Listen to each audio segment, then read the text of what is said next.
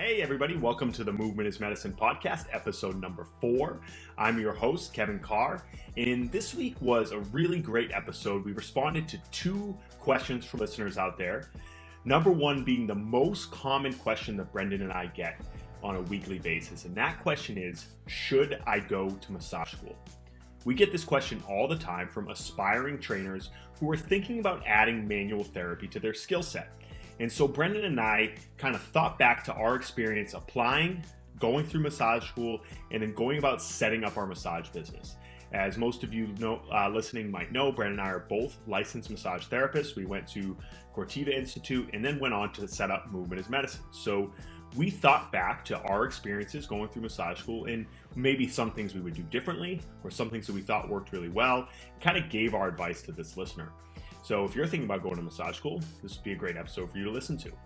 Additionally, we answered a second question from a listener who asked about different movement appraisals and assessments, and then what they should use and how we could use the results from a movement assessment to set up a more effective program.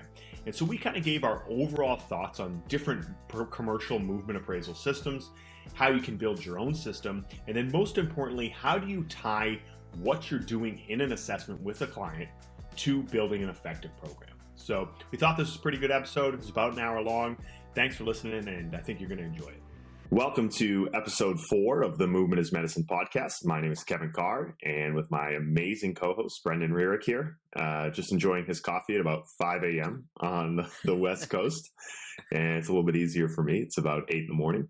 How you doing, Brendon? How's your weekend going so far? I'm doing well. I got up a little early so I can beat the rush. Get the podcast in early. Get the podcast in early. I can't believe we're on number 4 here. But yeah, it's Rain's birthday weekend, so therefore I need to get all my stuff out of the way before she wakes up. Super dad. Mm-hmm. Well, what's on the agenda for the birthday? Well, so today is the trampoline park. So fingers crossed, no torn Achilles. And then McDonald's lunch. That was a request because we never have it. And then Sunday is going to be a yes day. So have you heard of what a yes day is? Yeah. So it's a movie. No, we watched the movie last week. I think it's Jennifer Garner, isn't it? And your parents say no to everything. No this, no, no, no, no, no. And the kids say, Mom and Dad, you always say no to everything. Why don't you ever say yes? And so they agree to have a yes day where they can't say no to anything. And there's a couple caveats, a couple rules. So you can't get on a plane, or you can't go further than 20 miles from the house. It can't be over $100, and you can't ask for anything in the future. So you can't say like, buy me a car. It's got to be today. It's got to be today.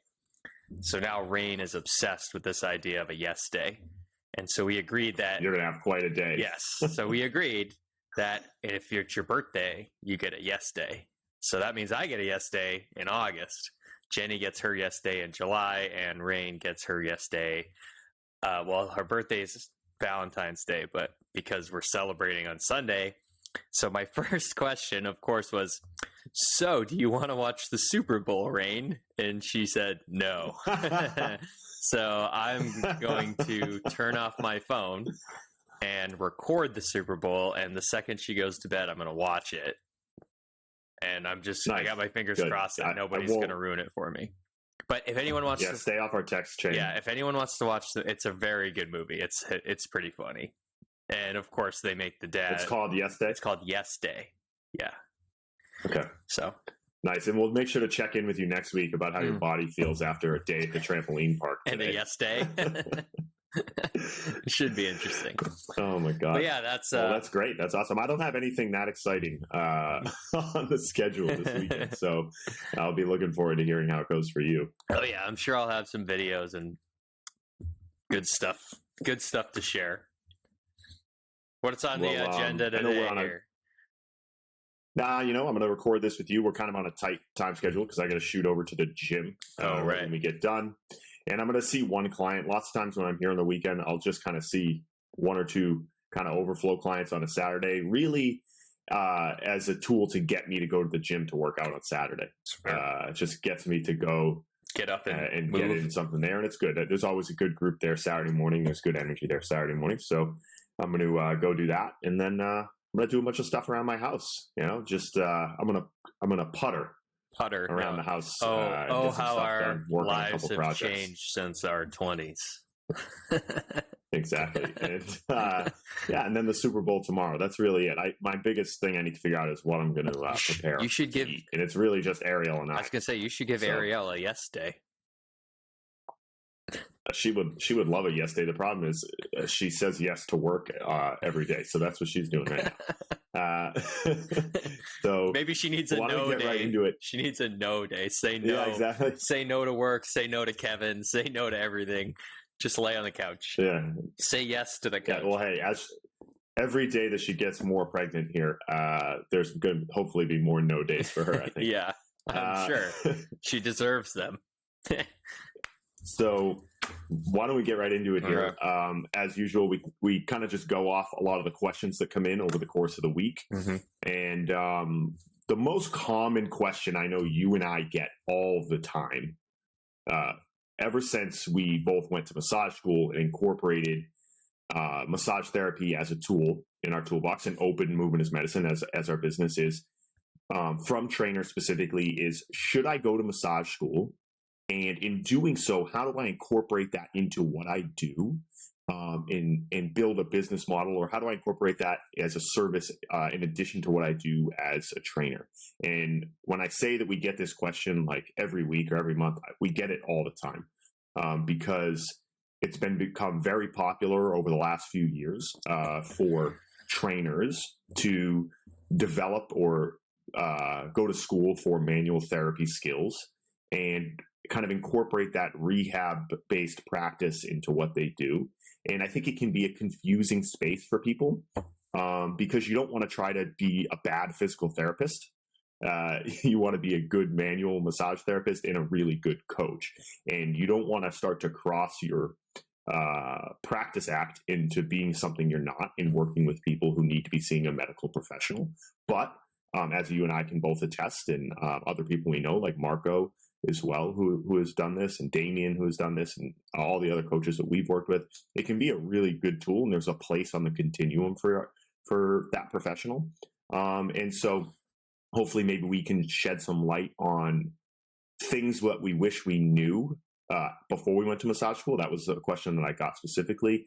And then how to incorporate that into your business and your professional practice. What I like, but also dislike about these podcasts is I don't know any of these questions before we start. So I'm going to kind of talk through this. And so number one, I can get you going if you want. Yeah, but so the first thing that comes to mind is when everyone asks me what I do, I'm a strength coach first. Everything strength and conditioning coach is number one.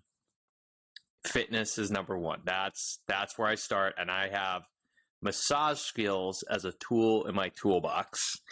And like you mentioned, we know just enough to be dangerous, but we know just enough to know when to punt that ball to somebody else or to bring somebody else in.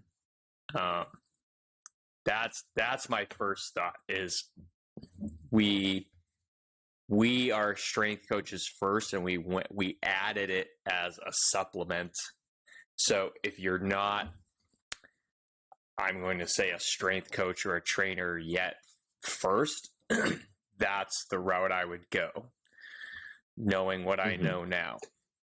And it kind of brings me to a good point, and I want to kind of back it up before we get into the daily practice, because I definitely have some thoughts on that.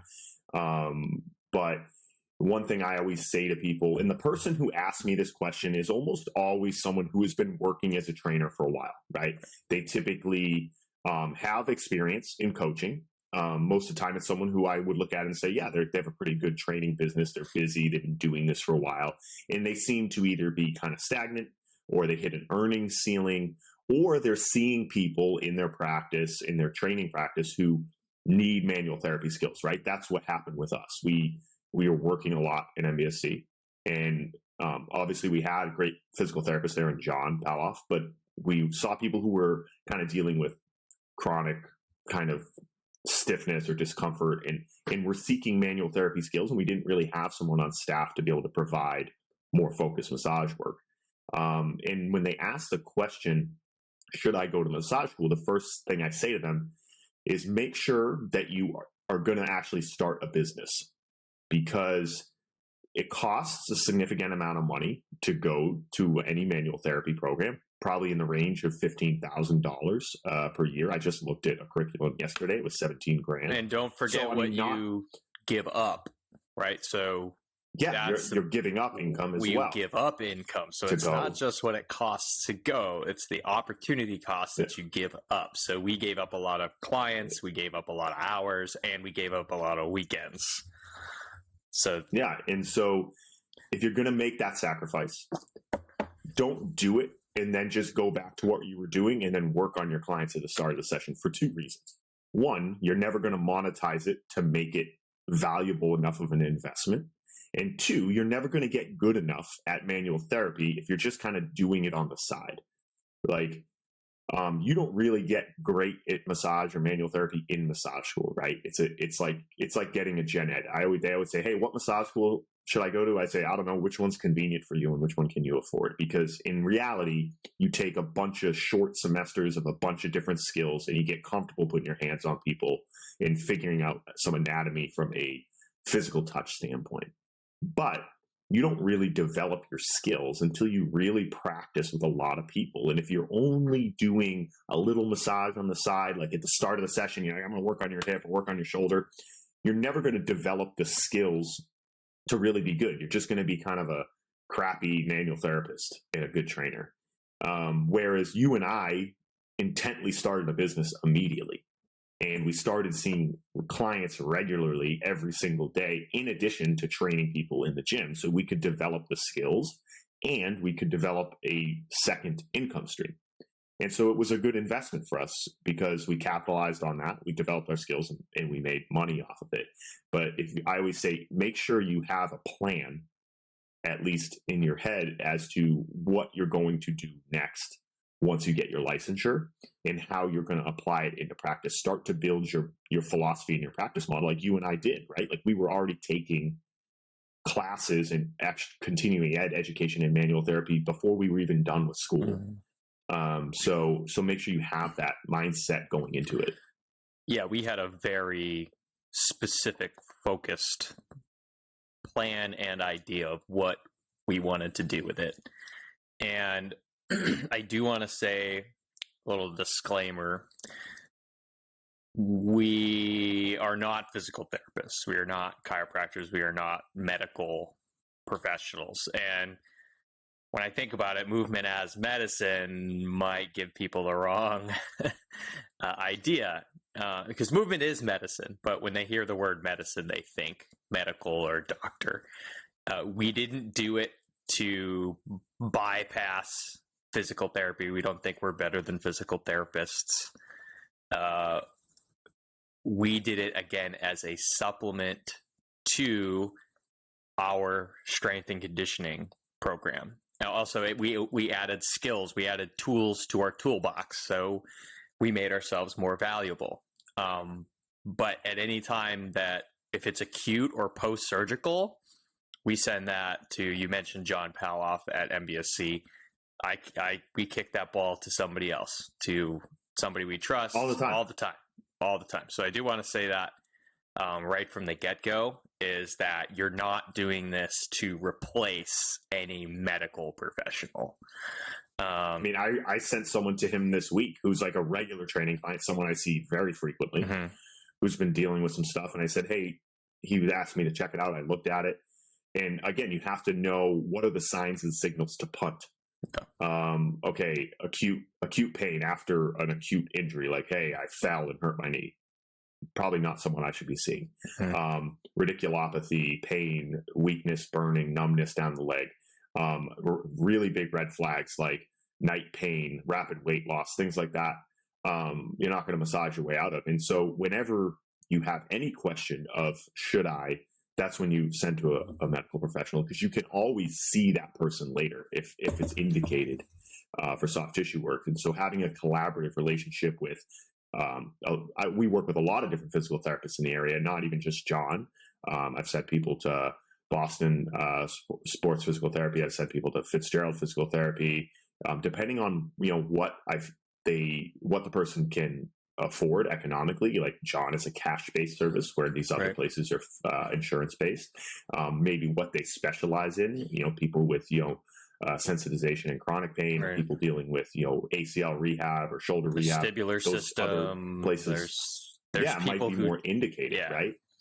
Who do specific and work. So you have a big responsibility, because the consumer doesn't always know where they should go, right? They end up with you because their friend had a good experience when they had just like some chronic hip or back pain. Then that person walks in and they have numbness and weakness down their leg and incontinence, and you're like, I'm going to make sure you go to a doctor if you have it first, and then I think you should seek a physical therapy script.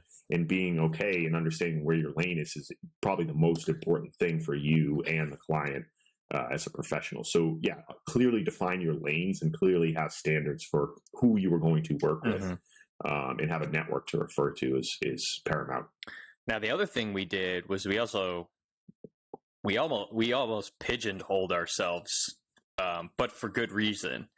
We only do what I call sports massage. When somebody asks what we do, or movement therapy, right? We're a movement therapist. So we watch how you move. We work on you in shorts and a t-shirt. We don't really do like under the table spa, nice, start the incense, put on the coffee house music and relax type massage. It's very specific. I have classic rock radio playing in the background at the clinic all the time. It's very specific. There's a purpose, and we test movement. And the whole goal is to get you back to fitness or get you back in the gym. Like, we're probably terrible. If someone came in and saw what we did and how we book people and how many we have them buy, they'd be like, this is a terrible business model, because we basically sell a few at a time or one at a time and then try to let the dove fly away. Because the goal is to get you is to get you back to something, or return to play, whatever play is for you in that context. So we're terrible business people, but for some reason we stay really, really busy because people appreciate the fact that we're not going to BS them or sell them a package of 12 and tell them they need to use it in 2 weeks. And so we've been pretty successful from that front, that we did pigeonhole ourselves and say we only do. I love to bring up the example of the gentleman who called you once and said he had really bad knee pain, and he's like, I just want you to rub my legs. And you're like, are you going to work out? Do you exercise? Like, your doctor told you need to lose a little bit of weight so you don't have so much knee pain. And the guy was like, nah, I'm not going to exercise. Like, I just want you to rub I just want you to rub my knees. And you're like, my legs. And you're like, there's like places you can go in town that are half the cost of us, and they'll rub your legs for a whole hour. Like, I don't think I'm the right person for this job. So I'll tell that story. Yeah. Sorry, I stole your thunder there.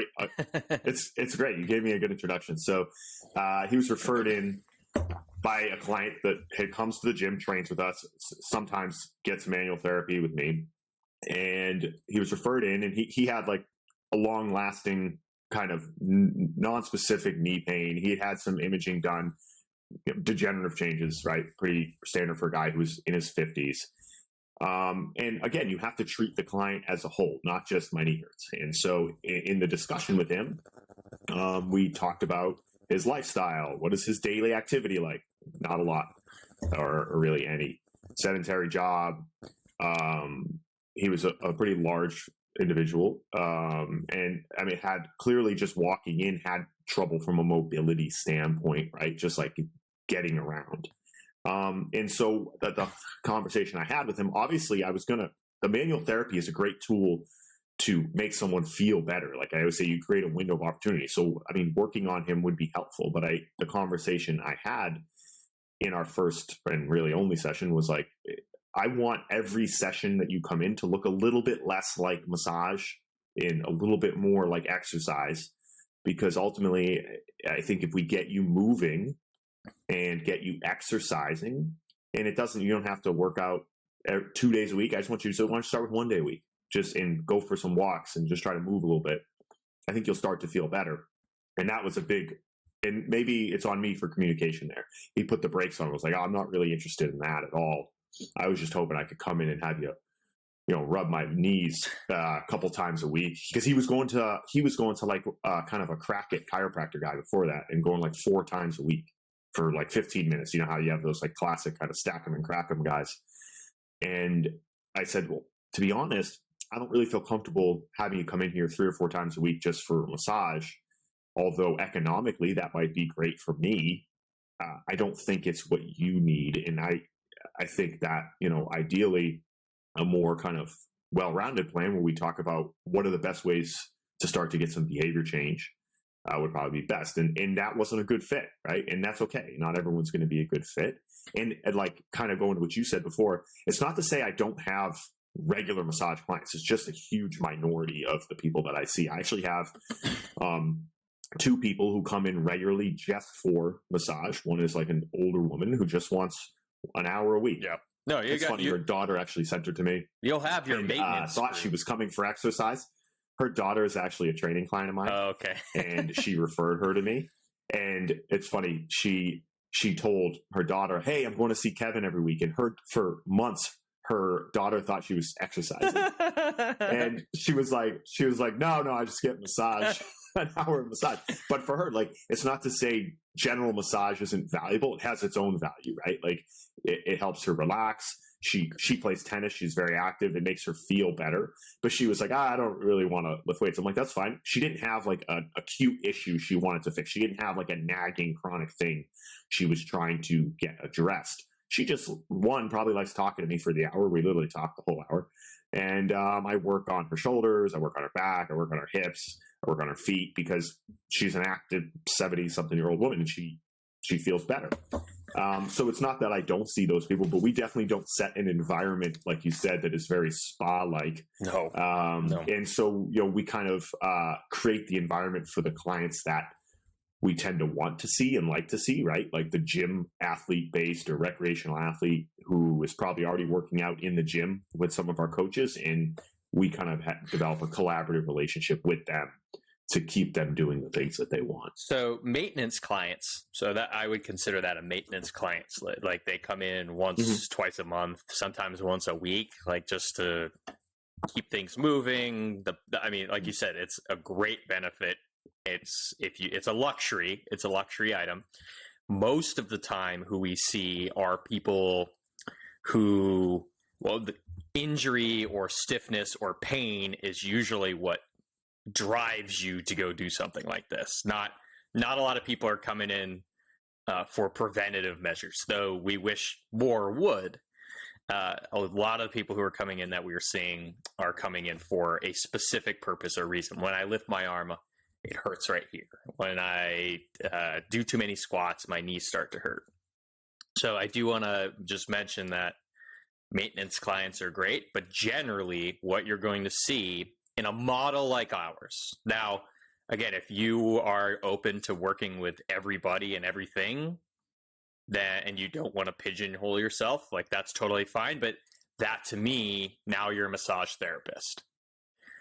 Again, we are strength coaches first. So that's why I brought this up in the beginning, is we are strength coaches first with massage as an option to then go do something else. Also, strength and conditioning allows us to hear people tell us their movements, or like for example, when I squat, I feel it on this side of my knee, and then we watch you squat, and then, okay, so I mentally know that, okay, that could be glute medius, it could be a hamstring issue, it could be quad.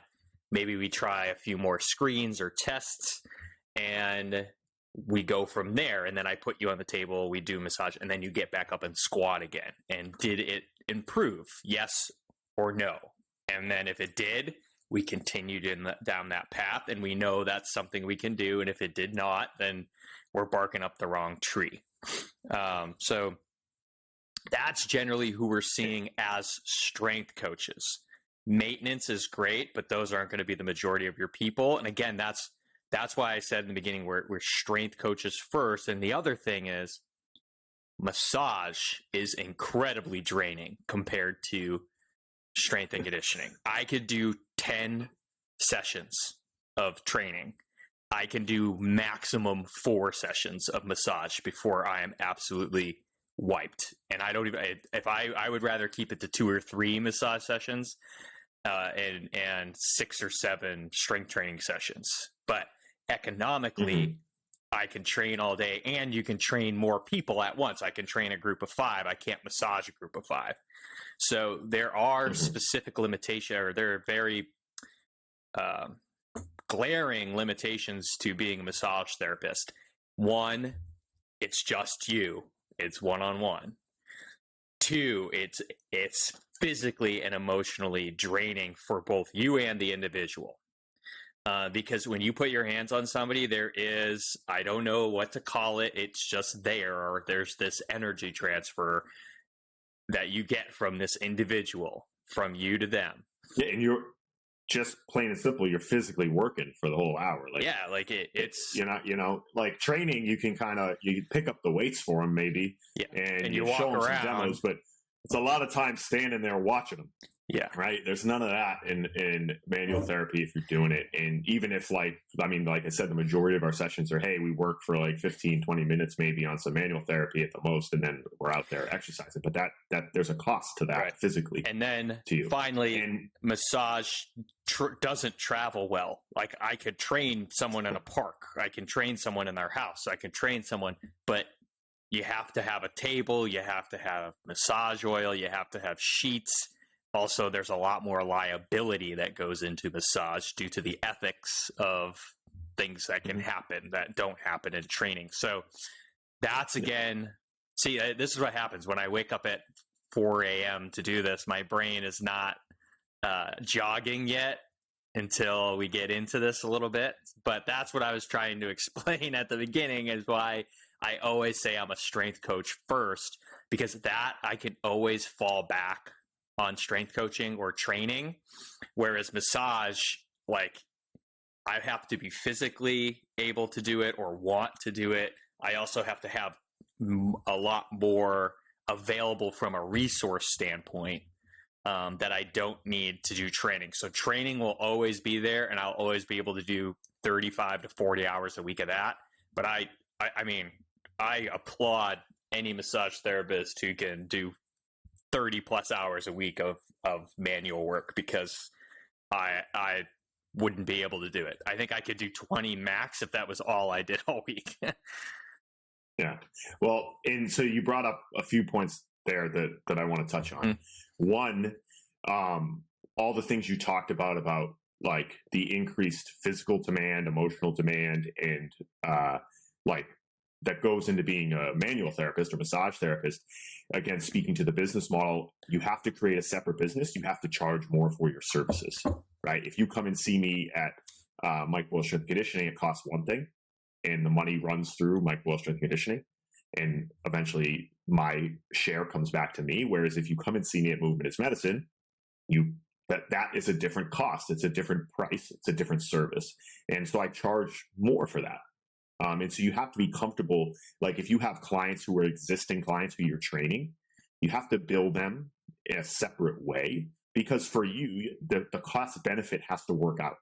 If you're not making more money and you're doing something that's harder and more strenuous, you have to have more insurance, as you touched on as well. As a massage therapist, you have to have the table, you have to have a space that's dedicated to it, as we the laundry and the oil is expensive. It's my second biggest expense. It's laundry. My second biggest expense is laundry. Yeah, exactly. I keep Wind Street Laundry in Woburn in business. They come like 4 times a week. But it's because I broke down the numbers. So like you have to, if you're going to do this, you have to really set up a separate business model for it. And so that was a discussion I had with this individual who asked the question. And then additionally, something you touched on at the very beginning where you talked about, looking at someone move and making decisions. You have to develop another skill set, not just in a manual therapy standpoint, but what is going to be your treatment and training approach? How are you going to take a movement appraisal? And this is going to segue into our next question. And how are you going to decide how to make decisions? You're not going to go to massage school and get any of those skills at all. When you go to massage school, like I said, it's like a bunch of gen eds. You're going to do a few weeks of sports massage, a few weeks of general massage, a few weeks of like we did hot stones. Yeah. Never used those since. But you have to go through all those, and then you go and you do your clinical time. And so you're not going to get any movement appraisal, or not going to have any ability to connect the dots to training. And that's why you and we've always made the policy of only hiring people who are already fitness professionals. I would rather take a strength coach and personal trainer and send them to massage school than to go the other way around, because they need to have an appreciation of movement and exercise to be able to have the decision-making matrix in their head. And so those skills are really, really important to develop, in addition to just the skills with your hands. Yeah. And as you mentioned, the price point needs to be higher. I just wanted to go back to that for a second because, so for example, when I do massages here at the house, it's nothing under 105, and there's no packages. It's 105 per session, no matter what. With training, because there's a larger commitment and you might do it 3 times a week or 2 times a week, I do packages for that, but I don't. So again, the price point has to be higher due to the skill that it takes, the energy that it takes, and your time has to be your time is valuable. So it's a benefit to be able to charge more, but it can also be a negative if it's taking away from something else, or you don't value yourself enough. So yeah, I just wanted to make that point that you've got to value it more, because it is a more specific skill than strength or personal training. That's not to say personal training as it doesn't require skill. It just doesn't require just a different kind of skill. And again, strength and conditioning, you can work with 2-3 people at a time in 6 or 7 sessions a day. Massages, you can't do that. So yeah. And so kind of in summary, and I want to use it to segue to the next kind of question we had, was like, 1, understand why you're going, understand the business model that you want to have out of it. Most importantly, have a very clear understanding of who you should and should not be working with, and develop relationships with other health professionals who can support you and your clients. And understand how you can do it sustainably for a career, and not just as a little side thing you do, because you'll never get good enough and you'll never make enough money if it's a side gig. And kind of to segue to the next thing, developing the skills to be able to take an appraisal of how someone moves, what they're dealing with, and then have decision making based on that. And so if you could kind of touch on, what was the other question that you got this week that we want to discuss? So I got a question this week about the functional movement screen. And so you and I use the functional movement screen. We also use the SFMA, the Selective Functional Movement Assessment, which just breaks down the functional movement screen into a joint by joint approach. So just macro down to micro. And that's not to say these are the only 2 assessments you can use, but they're the ones we use. And as long as you have an assessment, that's what's important, or you have a way to screen movement or look at movement and then make a better decision after. So functional movement screen just allows us to make a better decision moving forward. And this individual is asking me, so if someone gets a 1, what should that person do? If that person gets a 2 out of 3, what should or shouldn't they do? And then if they get a 3 out of 3, which would mean that they are above average or perfect at that movement, whatever perfection is, what should and shouldn't they do? So, and let's back it up just for 1 second. If there's people who are listening who really aren't familiar, FMS uses a 1 through 3 or 0 through 3 screening, right? So they have their standards that they use. And again, you don't have to agree with the standards at all. You can have your own movement appraisal. The most important part of a movement appraisal is that you look at how someone moves and make a decision based on where you want your entry point to training to be, right? But 3, based on their standards, means you hit all the standards. You can do that movement the way they want. 2 means that there might be some things that aren't what you're looking for, but they check most of the boxes. And right? they're likely to not be injured. Yeah. Due to a movement problem. And one being that they can't do it, and 0 being that it hurts, right? And so if we're going to base it off of that metric specifically, that would be their guideline. And so just I just want to provide some clarification if there's people listening who might not be familiar with. And it's really the stoplight approach. You mentioned this before we got on this call, the stoplight approach. So 3 is a green, 2 is a yellow, red is a 1 or a 0. And we talked about this as a massage therapist, knowing when to punt the ball or like what's not in your wheelhouse. Anything that's a 0 that is pain is most likely also going to require. Now, that doesn't mean you can't work on them, but if it's a 0, you should also be working with somebody else who is a professional that works with people who are in pain. So that's a medical professional. So again, this functional movement screen that we use, or any screen that you use, tells us, or it helps us with the triage part of this. So when do I punt the ball? When should I back off, right? Those are your red lights. Now, and those are going to when you use your lowest regressions as a trainer. So that's your easiest exercises. Now, yellow being, okay, so as you mentioned, there's some movement inefficiencies here, but it's not enough to cause a red light or a big red flag yet, but I'm going to be aware of them. And so when I select the exercise moving forward, I'm going to probably start a little bit easier and then progress from there. If you get a green light, now we're really just worried about volume, intensity, weight. We're not worried. We've taken the movement stuff off the table.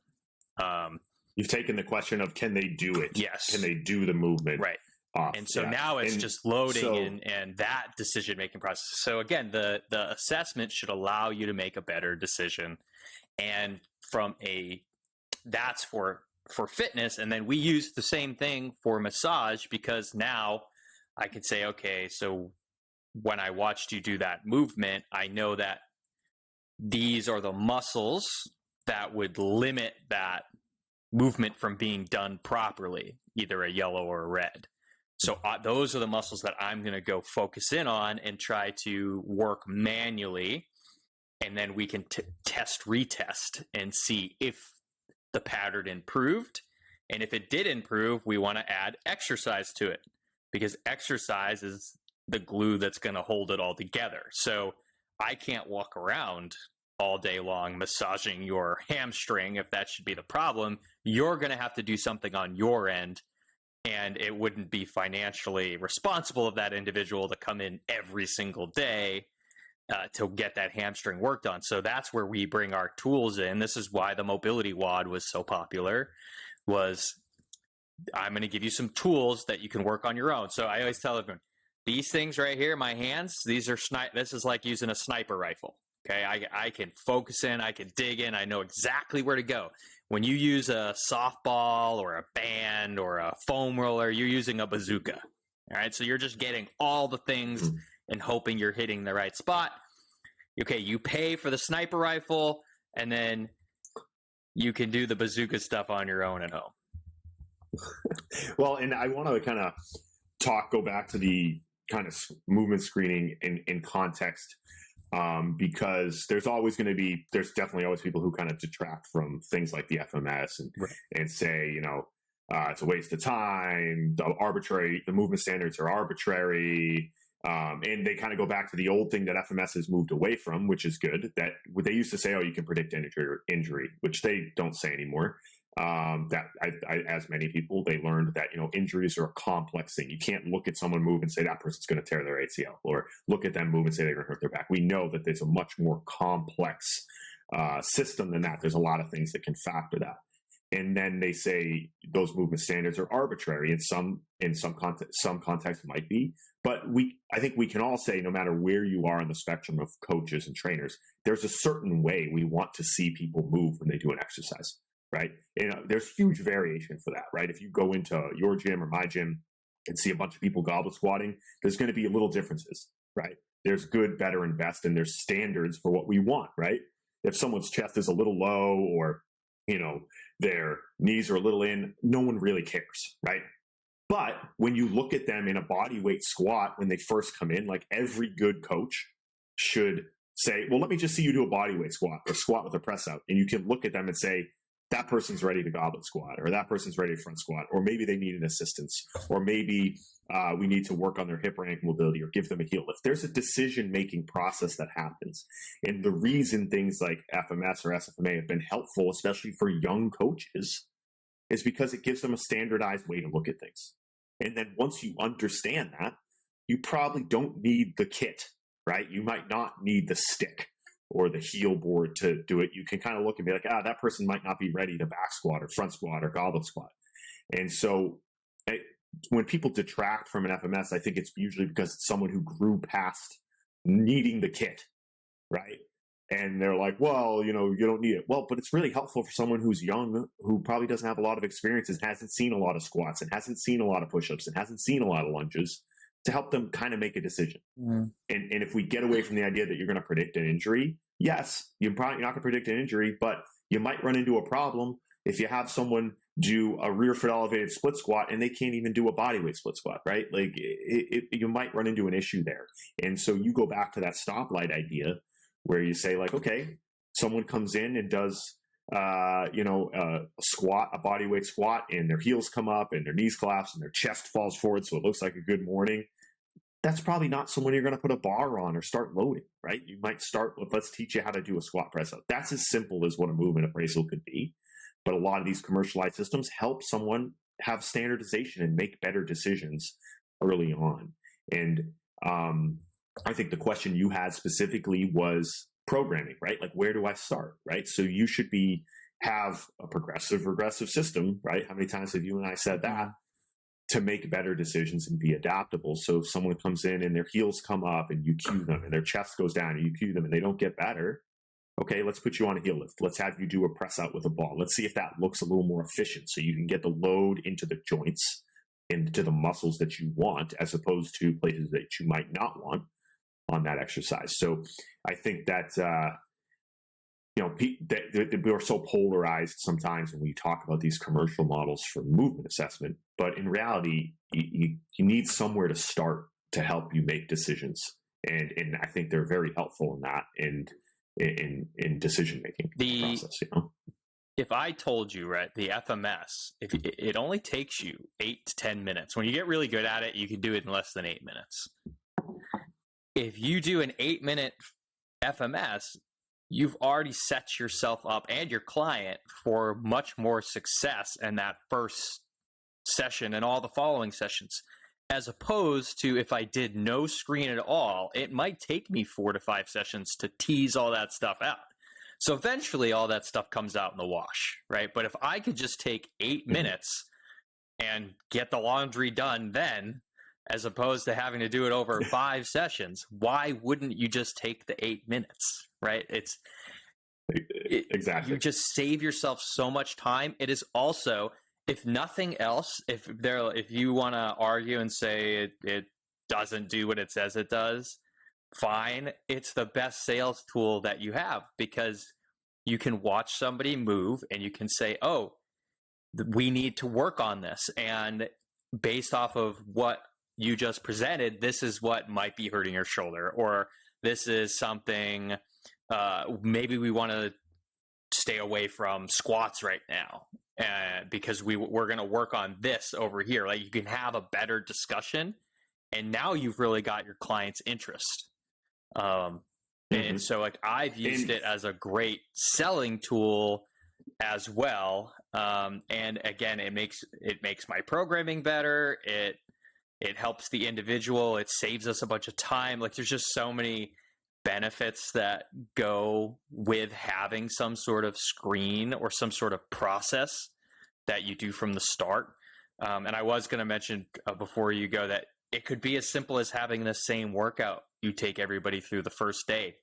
So if I do a workout with a push-up, a goblet squat, a split squat, a single leg deadlift, a front plank, a TRX row, and maybe a 1 minute bike ride or a 3 minute bike ride or something, like, I can get a lot of information from that one workout, and I can scale it, right? So we talked progressions, regressions, and progressions, or challenges and options. Push-ups, I can make those easier or harder based off of the individual in front of me. So somebody comes in and we say, hey, let's start with the bench. Let's do some bench push-ups. And they do 10 easy bench push-ups. All right, let's move our way down a little bit. Let's get closer to the ground. All right, and then we get to the ground, they only do 2. Okay, well, I've got a pretty good starting point. But somebody comes in and they do 3 on the bench and they collapse. Like, okay, we need to go up. Like, you could use the same workout and regress and progress that during. Same thing with goblet squat. You have somebody come in and they tell you they have knee pain. Like, okay, we're going to regress the squat right away. We don't need to load it with weights.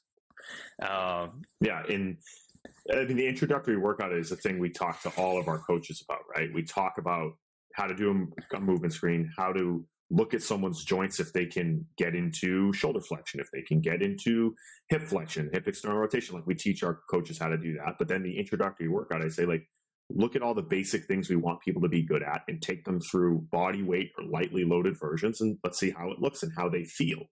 And that can give you a wealth of information about where to start. Also, it can set the client up to be successful from the very beginning. I always say in the first session, I want them to feel like they're successful. I don't want to give them things where they fail and struggle, especially for a new client. It's going to be very discouraging for them if you put a bar on them and they get stapled in a bench or a split or a squat. That's not a great way to start, especially for someone who doesn't have a lot of training experience.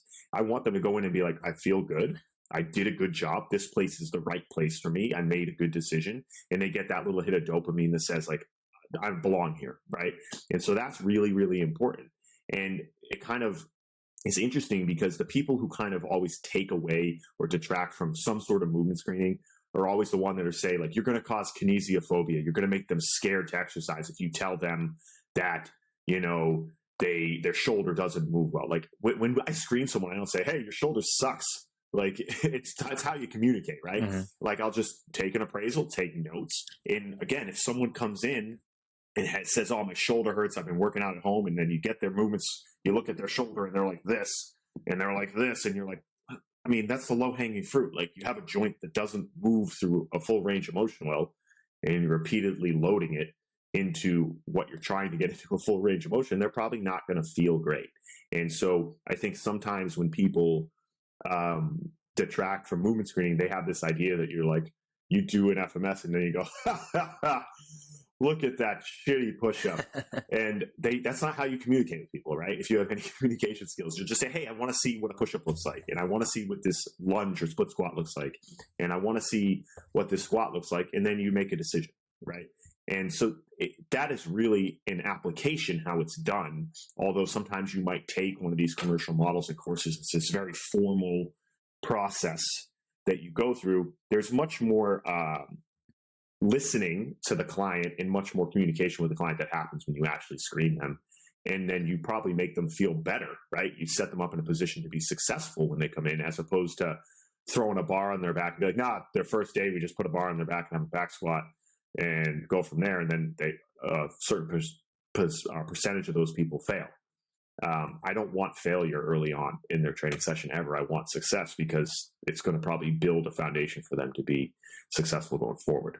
Two things. Number one, you don't have to do an FMS. There's no rules. There's no rule that says you have to, right? So I skip them sometimes. If I have a conversation with an individual and they have a lot of anxiety about coming to the gym, and I spend most of my time just getting them comfortable and keeping it really, really simple. Again, I go through my first workout, which is almost always TRX row, some sort of squat, some sort of push-up, some sort of single leg exercise, and then some sort of core drill, just to keep it really simple. I skip the FMS sometimes and save it for the second or third workout after they're more comfortable. Okay, so you don't have to do a screen to start, especially if you've had that conversation or you're meeting this person for the first time and you talk to them for 10 minutes and you realize, okay, screen is not the best place to start today. So you are allowed to skip it. Okay, we're not saying you have to do one, at least in the first session. Two, if they do something that might be discouraging, or they try the push-up and they can't do a single push-up. Okay, if you were to communicate with them in the way you shared, yeah, that's a problem. Like you're not a good coach. That's just straight up. Or if you say like, oh, you better not do that, you're going to hurt yourself. Or that's the worst push-up I've ever seen, right? Like you say like, hey, maybe we try it this way. Okay, so that's my point. Is you give them a plan. That's what they're coming to you for. They're coming for a plan. If you give them a plan or you give them another option, you've actually created a positive experience on something that could have been negative. So yes, it could have been negative if you made it negative. But because I watched you do that push-up and say, oh, that's totally fine. So we're just going to come over here and start our push-ups here. That's it. I've turned it into a positive, and I've communicated to you that you're in good hands. I'm going to make sure that we don't do anything that could leave you injured or hurt. And this is what will distinguish you from programs or systems where it's like, hey, oh, it's your first day, Kevin. Welcome. Well, this is what we're doing today. Get to it. Good luck. I'll see you on the other side. Oh, you can't barbell snatch with 115? Too bad. You got to do it anyways, or try. And if you can't do it, you'll be able to do it in a few months, right? Like that's the bigger problem. And that's still how a lot of these systems and companies operate. Okay, I'm all for exercise. That's totally, I want people in there. I just want a little more instruction, or I want an introductory workout that you got to check some boxes before you do said program on the TV or the whiteboard, right? That's all I'm advocating for here. And also maybe some options, right? So if you can't do this, well, then let's do this over here. The individual knows what they should and shouldn't do. Also, that's the whole point of having a coach, is for the coach to instruct and to help them make better decisions. So if Mary looks up and sees it says lat pull downs or chin ups, she knows she's going to go do lat pull downs. Like if she can't do a chin up, she knows she's not going to do chin ups that day. But if you just write chin ups and you leave no other options and you have no instruction or coaching, she's going to go try to do chin ups and she's going to throw herself up there. She might get injured, or she's going to be unsuccessful. Whereas if you had just provided an option, or you had done a screen, or you had done that first workout with them, you could have made a much better decision, made them more comfortable, and instructed them on, say, hey, when we have chin-ups tomorrow in the workout, I want you to do this over here instead. So all we're advocating for is a little more triage, and I don't want to call it hand-holding, because it's not what, it's just better decision. It's coaching. It's coaching. It's taking your role seriously, writing up something on a TV or a whiteboard and just coming up with it on a spreadsheet with no plan, right? There's a difference between exercise and working out and then training. Training has a purpose. Training is a plan. Training is set in phases or weeks. A workout is just something you do for 45 minutes, right? And that's all well and good. But if, again, I'm going to say it again, and people are going to get real sick of me saying this, we are playing the long game. This is the fourth podcast I've said this now. We are playing the long game. We never, ever play the short game. You will not be successful in the short game. I'm telling you right now. You can be successful for a few weeks, but if you want to do this for a long time, you want to help a lot of people, you want people to get better, you got to look at it as training and creating a plan, not just creating a workout or doing an exercise. So we got to play the long game here. I'm going to get off my soapbox now. Sorry. That was the sound clip, I think, for the episode. I got very pumped up there. I get on my tangents. I apologize. I like it. Well, we're up against it here for time, so we're going to go to our weekly book recommendation segment. Do you have a book you can start with? Because I'm going to go off screen and grab mine that I see right across from me. A book that I could start with? I didn't even think about this. I'm going to go with an autobiography here. Okay, I'm gonna go grab mine while you talk. All right. I'm going to go with an autobiography here. Total Recall is Arnold Schwarzenegger's story. And the fact that he went from living in Austria to becoming Mr. Universe, to becoming the number one actor in the world, to becoming a real estate mogul, and then becoming a governor, almost makes him a Renaissance man. And the story is fascinating to be able to dominate the physical world, the entertainment world, the business world, and then the political world. It's mind-boggling to me that someone was able to do that. And whether you like him or not, or yes, he's done some shady things and he might not be the best human in the world, but the story of how the drive it takes, what he had to do to get to be able to just become an actor without knowing really any English at all when he moved here is fascinating to me, that he could dominate 4 different kind of genres it's hard to dominate one thing in your entire life, and he did it with 4, which is just it's a great The Governor. It's a great story. I listened to it. I really enjoyed it. So Total Recall by Arnold Schwarzenegger. It's not a fitness book, but it's a great listen if you want something that's fun and interesting. Well, I'm going to give you 2 books by the same person. Okay. So some people listening might know, like, I'm a Tom Michaud super fan. I have like a man crush on Michaud. And so he has 2 books that have been really helpful for me. The first one, obviously much thicker, Human Locomotion. And he works with runners primarily, almost entirely. And so this is Human Locomotion, the conservative management of gait-related disorders. So he talks all about gait, managing running-related injuries, assessing running-related injuries. And he does all these illustrations himself, which is unbelievable. Like, there's some great illustrations in here. And then he has a smaller version called Injury-Free Running. This is the 2nd edition.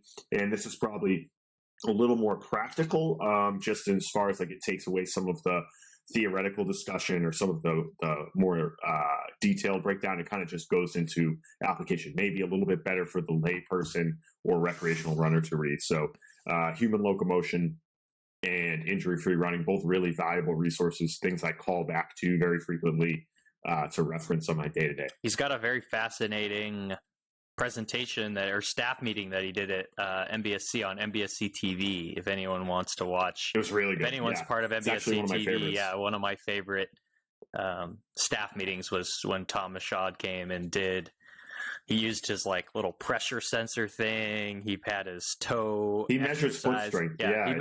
Is it big toe strength or foot strength? Yeah. And so I real quick before we wrap it up is like he there's a lot of research about foot strength specifically and running related injuries. And he was kind of advocating for some of these like isolation-based exercises, which can be really valuable in some instances. But what we found is like we do a lot of single leg work and a lot of stuff where people don't have shoes on, like in the weight room or in the warm-up. And so when he came and tested our staff, even though we hadn't done any of the like isolation-based exercises that he was kind of advocating for, he said we had the strongest feet out of anybody he'd ever tested. Because he really just works with a running population.